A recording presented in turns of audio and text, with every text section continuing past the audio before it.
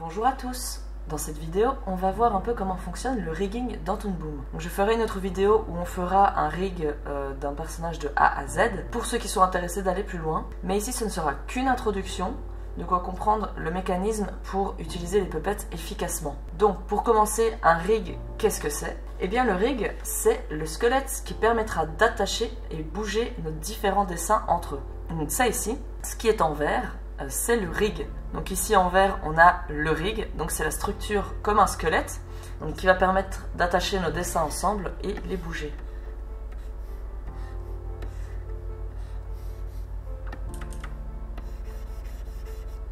Donc ainsi, on n'a pas besoin de tout redessiner. Donc en cutout puppet, en général, on va dessiner une fois tout son personnage, on va lui ajouter cette structure par-dessus, et on va juste bouger la structure en lui mettant des clés d'animation, pour éviter de devoir tout redessiner à chaque fois. Donc ça, c'est un personnage fini et nous on va repartir à zéro. Donc dans cette vidéo, pour notre introduction, on va juste voir le rigging d'un bras. Comme ça permettra de voir les différentes façons de riguer, les différentes utilisations. Attention pour ceux qui auront du mal avec tout ça et qui y comprendront rien, pas de panique. Être rigueur, c'est un métier à part entière. En tant qu'animateur, on ne vous demandera pas de riguer vous-même des choses, mais comme pour la note view, ce sera toujours plus efficace de comprendre avec quoi on travaille. Donc ce qu'on aura besoin pour faire notre rig de bras, dans un premier temps, ce sera évidemment le dessin du bras. En fonction de ce qu'on veut faire avec ou du rig qu'on va vouloir utiliser, on va dessiner de différentes façons. Donc ici, on va commencer avec un rig en peg. Donc ce rig en peg, en fait, ça va vraiment être la même mentalité que si on le fait sur papier. Si on fait un petit personnage en papier découpé, qu'on va pouvoir couper en morceaux et relier avec des épingles pour pouvoir le plier, c'est la même logique. Et donc mon bras, je dois réfléchir à comment le couper pour pouvoir le plier efficacement. Ça se fera par rapport aux jointures. Si par exemple ma main se plie, mon coude se plie, ainsi de suite, je vais devoir couper donc mon bras en morceaux. Et chaque morceau de ce bras devront être sur un node drawing différent. Donc je peux très bien utiliser un premier node drawing pour faire mon croquis.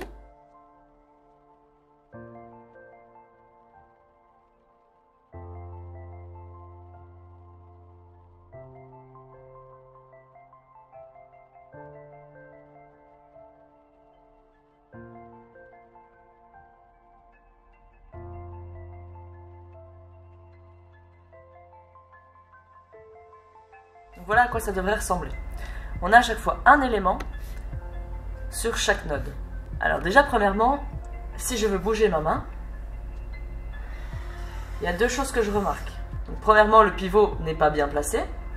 Donc ça, c'est parce qu'à chaque fois que je vais créer un nouveau node drawing, par défaut, le pivot se mettra au centre de ma vue caméra. Donc ça, on avait déjà vu ça à l'introduction à l'animation cutout. Donc je peux très bien bouger le pivot à la main ainsi. Le souci, c'est que à chaque fois que je désélectionnerai mon élément et que je le resélectionnerai, le pivot se replacera au centre. On peut déjà replacer le pivot définitivement, ça ce sera vraiment important quand on va faire un rig, parce que chaque modification de mon dessin se fera par rapport au pivot. Donc quand c'était qu'une balle toute seule, c'était pas encore trop grave. Mais lorsqu'on va faire du rig, ça va être très important que les pivots soient bien placés parce que ma main, elle ne va pas bouger par rapport à n'importe quoi. Elle va toujours bouger par rapport à son point d'attache qui est le poignet. Pour replacer un pivot, pour rappel, je dois sélectionner mon dessin. Ensuite, je viens chercher l'outil Translate. Une fois que je clique dessus, je peux bouger mon pivot à l'endroit qui m'intéresse.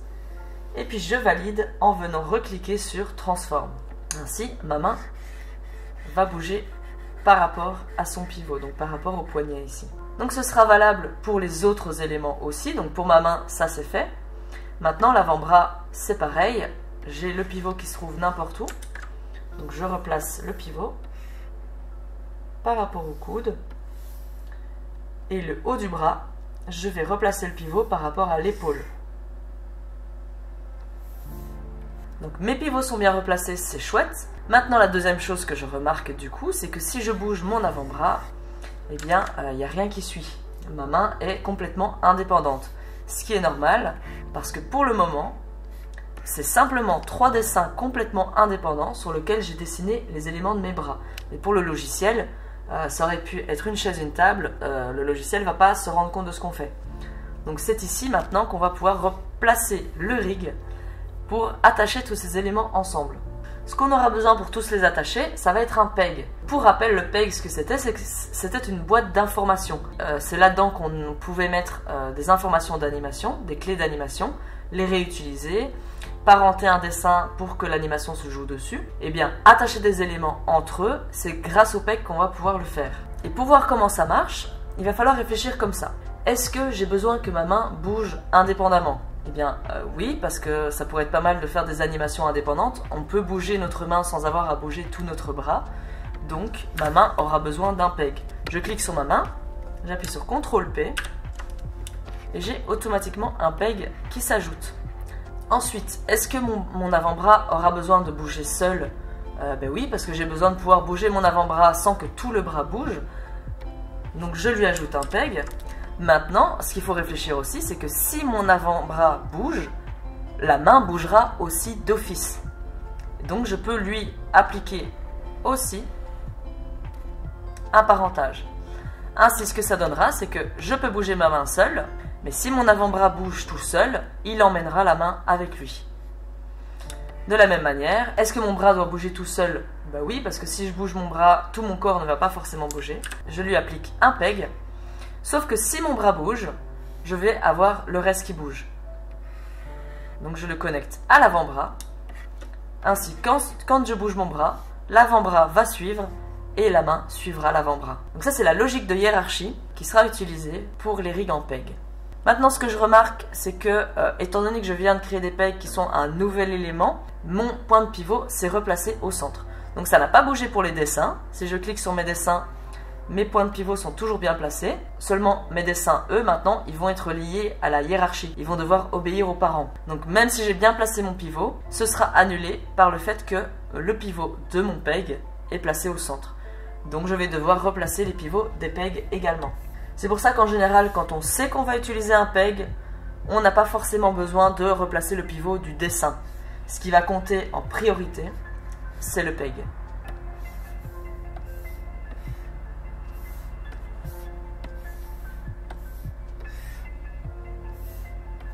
Petit disclaimer aussi, comme pour la note view, je rappelle que rigueur c'est un métier, c'est pas le mien. Moi je suis animatrice, donc je vais vous expliquer le rig comme moi je l'ai compris en tant qu'animatrice, mais je n'ai pas une formation de rigueur. Donc ce que je vais vous dire, c'est ce qui va vous permettre de comprendre, de peut-être vous faire des petits rigs sympathiques de votre côté ou de comprendre comment ça marche. Mais clairement, on aura, c'est qu'une introduction et il y a peut-être un risque que je ne sois pas tout à fait exact dans mes explications.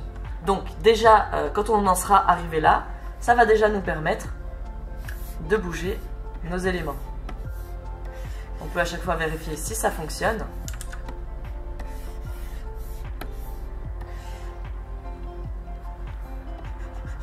Pour ceux qui veulent aller un tout petit peu plus loin déjà ici, on peut voir un petit node en plus, c'est le node Auto-Patch. Parce que ici, moi j'ai refermé mes formes pour que ce soit plus facile à faire, mais du coup c'est pas très joli. J'aimerais qu'il n'y ait pas cette ligne en plein milieu.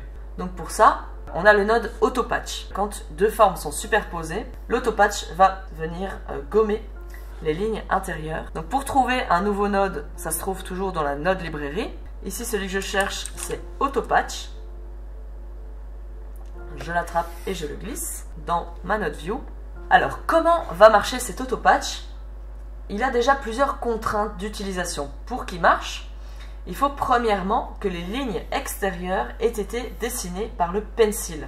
Ici, moi pour ma main, les lignes extérieures, je les ai dessinées avec l'outil brush. Donc on peut très bien mixer les deux, c'est pas grave.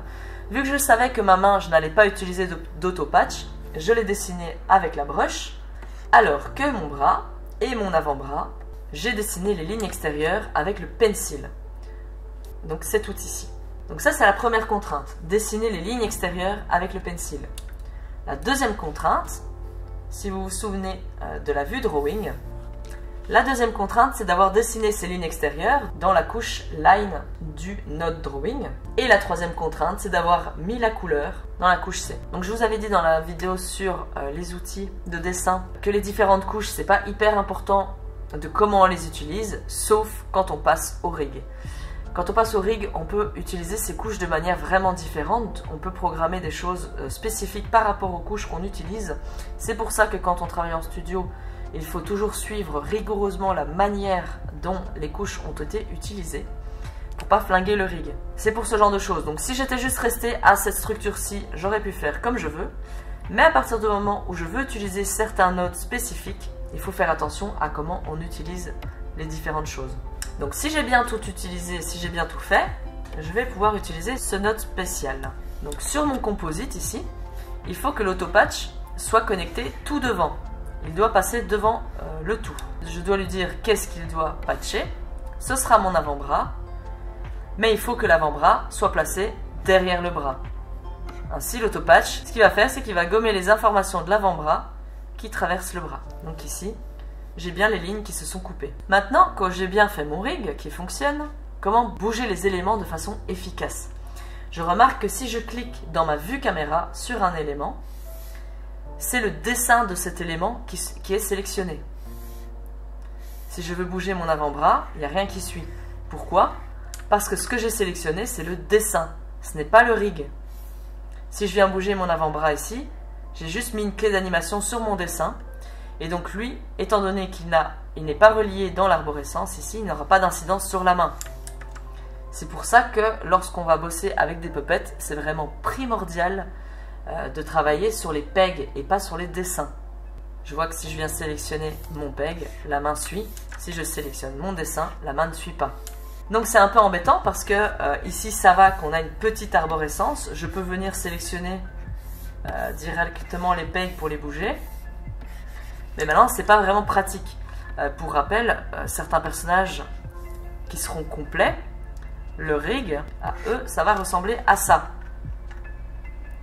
Donc quand on a des personnages comme ça, on va pas aller s'amuser à venir chercher les pegs des éléments pour venir bouger notre personnage.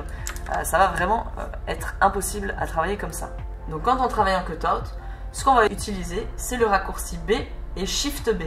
Ce que va faire ce raccourci, c'est qu'une fois que je clique dans ma vue, sur un élément, j'appuie une fois sur B, et en fait ce que va faire ce raccourci, c'est qu'il va remonter l'arborescence de mon rig.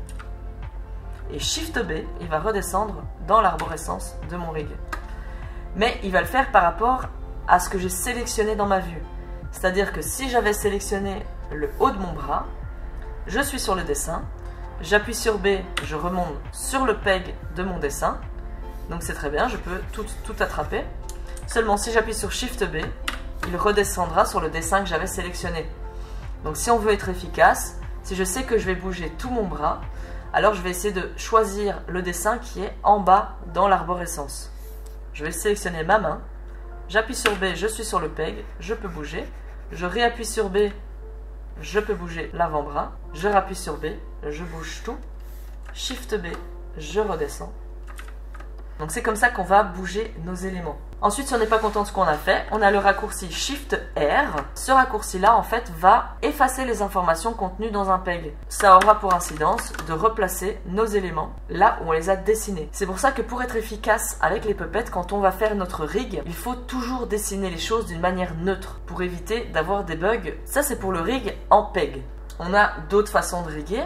En général, pour les bras, on va plutôt utiliser un rig en déformeur. Donc le rig déformeur, ça va être quoi? Ça va être un rig comme ici. Au lieu de faire plusieurs morceaux avec plusieurs pegs, ce qu'on va faire, c'est qu'on va faire un élément sur lequel on va appliquer une déformation et qui va nous permettre de déformer notre dessin pour lui donner une impression de se plier sans avoir besoin d'avoir plusieurs dessins coupés. Donc maintenant, on n'est plus obligé d'avoir autant de morceaux. La main, c'est toujours bien de l'avoir indépendante parce qu'on veut toujours pouvoir bouger la main comme on veut et faire ce qu'on veut avec. Mais le bras, on va pouvoir le plier grâce au déformeur, donc on n'est pas obligé de l'avoir sur des morceaux séparés. L'avant-bras et le bras peuvent être ensemble. Donc moi, ce que je vais faire, c'est que je vais les réunir dans un seul dessin. Comme ici, on ne va pas avoir besoin d'auto-patch, étant donné que notre dessin est en un seul morceau, on peut se permettre de nouveau utiliser les outils qu'on veut. Donc maintenant, je n'ai plus que deux nodes de dessin. On a deux sortes de rig déformeurs.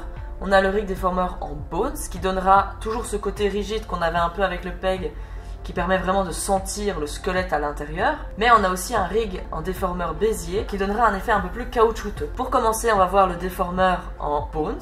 Précédemment, c'était juste quelques dessins reliés entre eux avec une hiérarchie de pegs. Ici, on va réellement appliquer sur notre dessin une structure qu'on va pouvoir bouger. Pour ça, je sélectionne le dessin sur lequel je veux appliquer cette structure. Si je n'ai rien sélectionné, le logiciel va placer un rig au pif. Ce ne sera pas associé à un dessin. Je sélectionne ce dessin. Ensuite, je viens chercher mes outils de rig. C'est ces outils ici, le Rigging Tool. Si je ne l'ai pas activé dans mon interface, je peux cliquer droit et c'est déformation.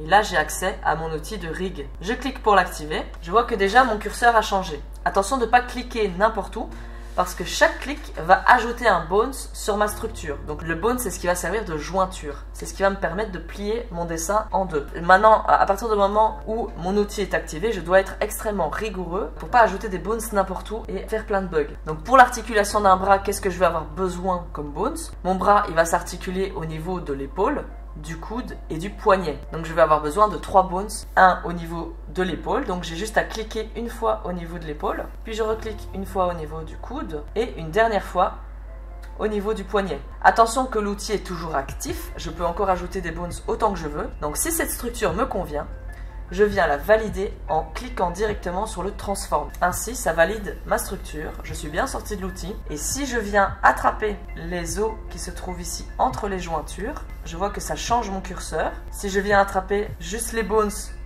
je peux les bouger, les déformer.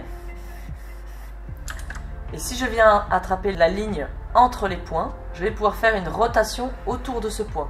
Je peux bouger l'influence. Et ici, attention que le reset avec le Shift R ne fonctionnera pas parce que ce n'est pas des informations contenues dans un peg, mais c'est bien une déformation. Donc je vois que j'ai cette nouvelle boîte qui s'est créée. Ça, c'est une boîte qu'on n'avait encore jamais vue. C'est la boîte du groupe. Donc ça, c'est le groupe de ma déformation. Je peux rentrer dedans grâce à la flèche. Et je vois qu'à l'intérieur, j'ai le multiport in, ce que c'est ce point ici. Le multiport out, c'est le point du dessous. Donc c'est ce qui me permet de le connecter à ma structure. Et puis j'ai les bones que j'ai créés. Et je peux sortir de ce groupe avec la flèche ici au-dessus. Donc c'est très bien, ça fonctionne. Maintenant ce que je remarque, c'est le même problème que tout à l'heure. Ma main ne suit pas.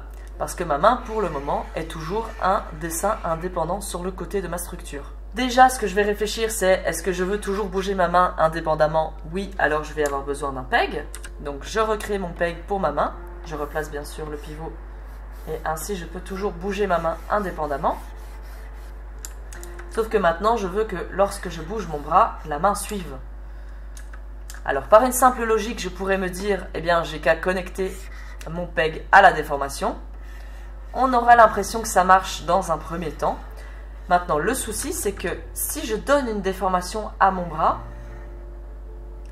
si je veux maintenant bouger ma main indépendamment, ma main va complètement bugger et je ne vais pas réussir à faire ce que je veux parce que la déformation va se jouer directement sur la main et complètement tout déformer. Au lieu de juste accrocher ma main, elle va subir les déformations que j'aurais fait à mon dessin. Donc ce n'est pas comme ça qu'on va attacher notre main. Pour ça, on va avoir besoin d'un nouveau node, un node qui va me permettre de juste accrocher ma main sans que les déformations se jouent dessus. Donc ce node-là, il va s'appeler le Kinematic Output. Donc je vais devoir aller le chercher dans ma node librairie, comme l'autopatch. Voilà, c'est le Kinematic Output qui se trouve ici. Comment le placer? Je vais devoir me trouver à l'intérieur de ma déformation. Donc je rentre dans ce groupe, je glisse le kinématique et en fait ce qu'il va faire ce kinématique, c'est de me dire que je veux accrocher ma main au dernier bones qui aura été créé. Donc l'ordre avec lequel j'ai créé mes bones est très important. Par exemple, j'avais d'abord cliqué sur mon poignet, puis mon coude, puis mon épaule.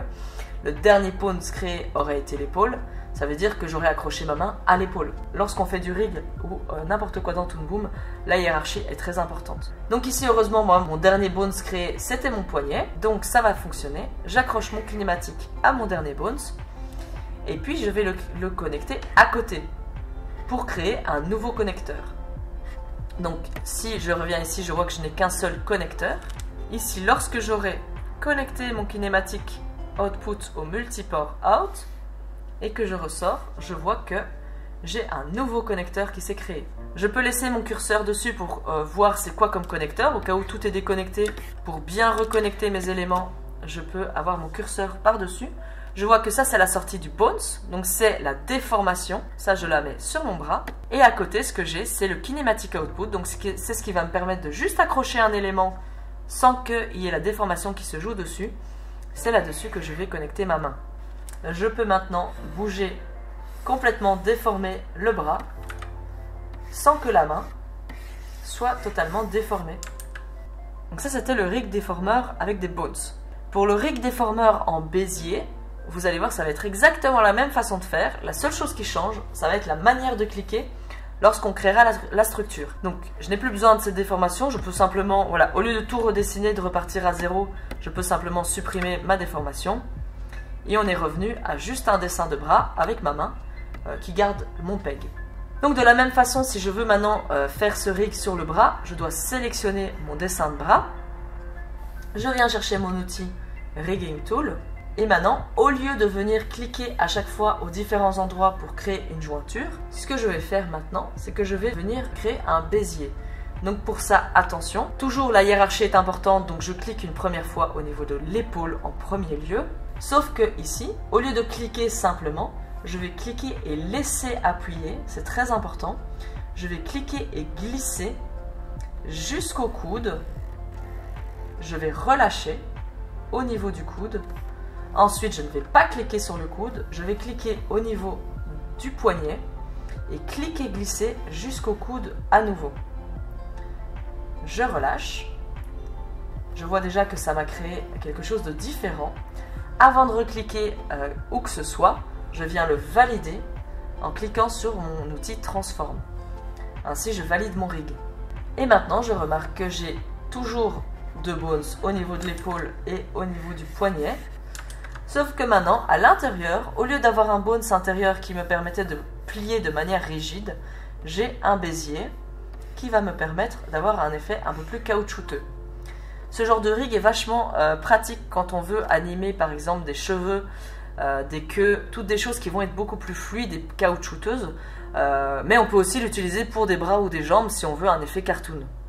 De la même façon, pour attacher ma main, qui est de nouveau maintenant complètement indépendante, j'ai vu que si je bouge mon rig, la main ne suit pas, c'est de la même façon. Je vais devoir aller chercher un kinematic output.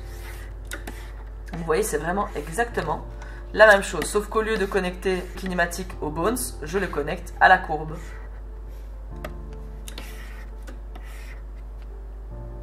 Et voilà, maintenant quand je vais bouger mon bras, la main va suivre.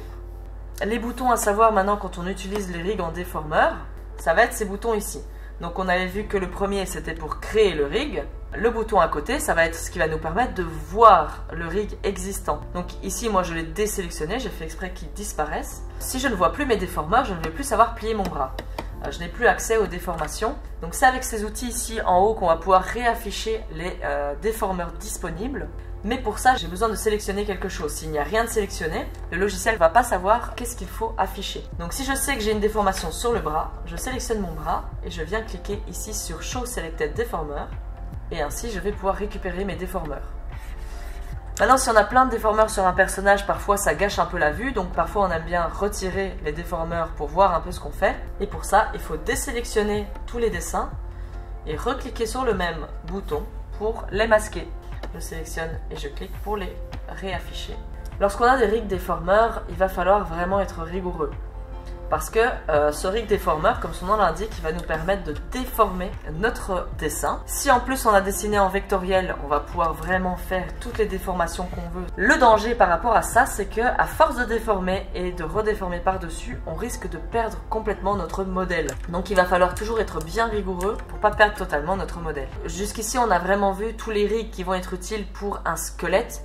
Donc pour pouvoir bouger des membres, les plier en deux, tout ce genre de choses. Il y a encore un dernier rig sur lequel vous pourriez tomber. Ça s'appelle le rig en enveloppe. Donc ce rig en enveloppe, il va permettre de complètement modifier une forme. Donc ici, j'ai vu que je pouvais tout à fait déformer mon bras, mais je ne peux pas par exemple le grossir, je ne peux pas complètement changer sa forme. Je vais juste pouvoir le modifier, le plier, l'allonger, mais je ne vais pas pouvoir modifier sa structure. Donc pour ça, ça va être le rig en enveloppe. Et ça va être utile si vous avez par exemple des vêtements, une cape, une jupe, ce genre de choses. Pour ça, le rig en enveloppe va être très utile. Donc ça, je mets de côté, je peux créer un nouveau dessin. Donc imaginons maintenant que ce vêtement est une jupe. Pour lui appliquer le rig en enveloppe, c'est toujours le même outil, Rigging Tool, sauf que cette fois-ci, je vais devoir venir sélectionner au niveau de mon Tool Properties le mode enveloppe. Sinon, il sera toujours en mode classique. Et ici, je vais devoir réfléchir intelligemment à quel point Bézier j'aurai besoin pour bouger mon vêtement. Ça va plus être comme pour le déformeur Bézier. Maintenant, je vais pouvoir simplement cliquer. Et lorsque je clique, je peux laisser appuyer et glisser pour orienter ma courbe Bézier. Par exemple, je fais un premier bones ici. Ensuite, je peux en faire un autre ici en gardant ma courbe.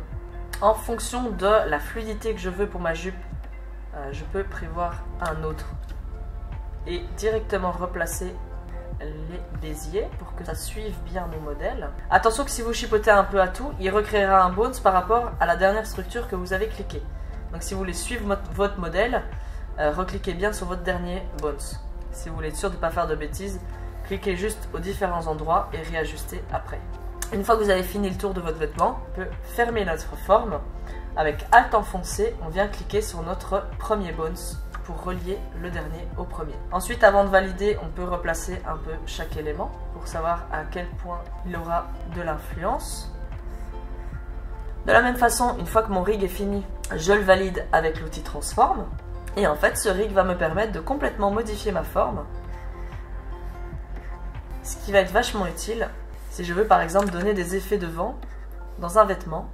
Donc ce rig spécifique en enveloppe va permettre de donner plus de fluidité à vos vêtements. Si vous voulez par exemple faire des effets de vent dans un tissu ou dans des cheveux, cette façon de riguer va vous permettre d'avoir une grande liberté de déformation. Si jamais vous créez votre propre personnage, vous n'êtes pas obligé de choisir une façon de riguer. En général, sur un personnage fini, un personnage complexe, vous rencontrerez ces différents rigs en même temps. C'est pour ça que je vous les ai tous montrés. Souvent dans un personnage professionnel, tous les rigs seront représentés en fonction du besoin. Par exemple, on aura parfois des rigs en peg pour le visage, parce qu'on n'aura pas besoin d'avoir beaucoup de déformations dedans. On aura les yeux qui seront reliés à la tête. Ensuite, pour les bras, en fonction du style d'animation, on pourra avoir soit un rig en déformation bones ou en déformation bézier. Et puis souvent pour des vêtements, on aura soit une déformation bézier pour pouvoir plier le corps, soit avec une déformation enveloppe pour avoir plus de fluidité. Ça, c'est les différents rigs que vous croiserez en cutout et les différentes façons de les utiliser. Et donc voilà, dans cette introduction, on aura vu les différents rigs que vous risquez de croiser sur des puppets cutout.